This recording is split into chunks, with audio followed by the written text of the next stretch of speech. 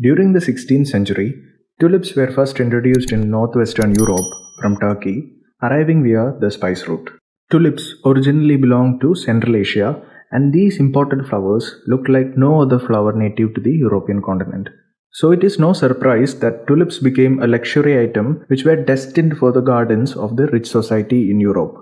These delicately formed, vividly colored flowers became popular in no time. The merchant middle classes of the Dutch society wanted to imitate their wealthier neighbors, and so they too demanded for tulips. Initially, it was a status symbol for the rich that was purchased for the very reason that it was expensive. But at the same time, tulips were known to be extremely fragile and it would readily die without careful cultivation. So in the early 1600s, professional cultivators of tulips began to refine the techniques to grow and produce the flowers locally. However, the Dutch cultivators also learned that tulips could grow from seeds or buds that grow on the mother bulb.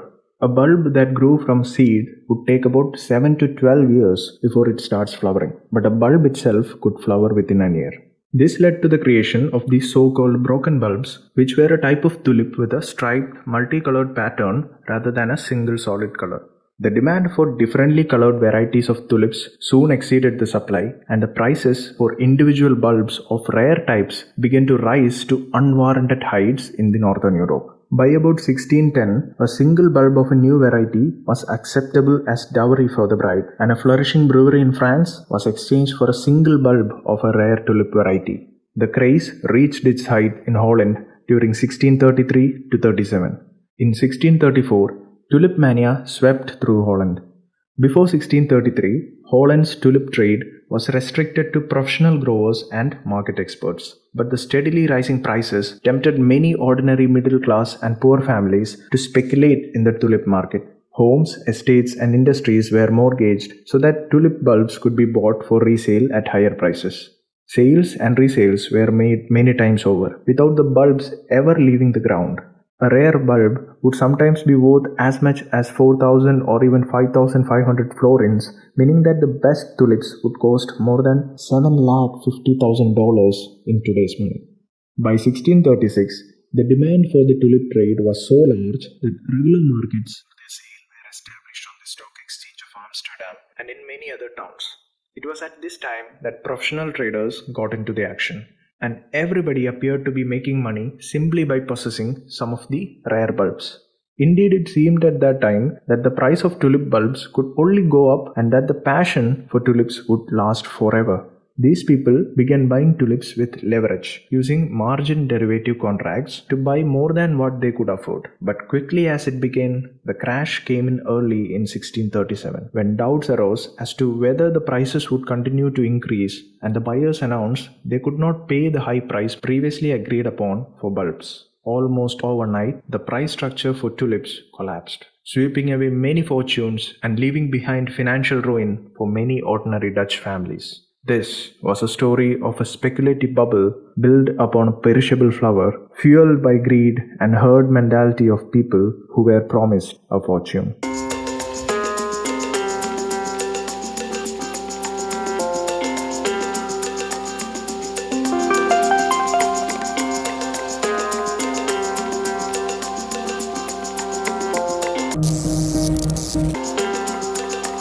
Have you ever watched a herd of cattle as they graze in an open field? The sheep seem satisfied and calm as they eat the grass and stand in a scattered formation. Then suddenly, for no visible reason, one sheep stops grazing, turns around and walks towards the barn. Interestingly, the rest of the sheep seem to follow the lead, one by one, until the entire herd is moving in a straight line towards the barn. It is as if the sheep are thinking, where's that sheep going by its own? What's he going after? It starts with a single sheep, which eventually spreads across the entire herd as if all of them want to get on this action. The other sheep will be like, whatever, I'm going to follow him. They follow the leader blindly, even though the leader does not seem to know what he's doing in the first place. This is an extreme example of herd mentality that we can use as an analog to the stock markets. Taking ideas from tweets or channels, a person starts buying a stock. He is followed by another person, and so on and so on, until a group of traders are all buying, but for no apparent reason. Although we humans are more intelligent than cattle, there is this inherent instinct within us to follow the crowd. It is as if everyone is thinking, all of these people can't be wrong. The motivating force behind the crowd behavior is our tendency to look for leadership in form of balance of crowd's opinion, or in form of a few key individuals who seem to be driving the crowd's behavior by the virtue of remarkable ability to predict the future. So a typical example is cryptos and tweets from Elon Musk and celebrity figures like him, who influences a mob mentality among people, who then push the prices to the moon or plummets the prices to hell. So theoretically speaking, a herd instinct is a behavior wherein people join groups and follow the actions of others. Herding occurs in financial markets when investors follow the crowd instead of their own analysis. The dot-com bubble of the late 1990s and the early 2000s is a prime example of the effects of herd instinct. So herd instinct or herd behavior is associated with a lack of individuals' decision making or introspection, causing you to think and behave in a similar fashion to everyone else around you. We are prone to herd mentality, conforming to the activities and directions of others in multiple ways. From the way we shop after someone gives us an opinion, to the way we invest solely on analysis or speculation of a market guru. The fear of missing out, or FOMO, on a profitable investment idea is often the driving force behind herd instinct, especially in the wake of good news or an event where we behave without thinking twice. But it makes sense to follow the crowd sometimes. For example, in a bull market, similar to the one after the pandemic, where the prices continue to rise, it makes sense to buy and hold. But when the market conditions change, you better be careful not to let other traders in the back of the herd push you down the cliff when you try to stop to avoid losing your earnings. Most often, the crowd is usually right until a turning point occurs. And why is it so?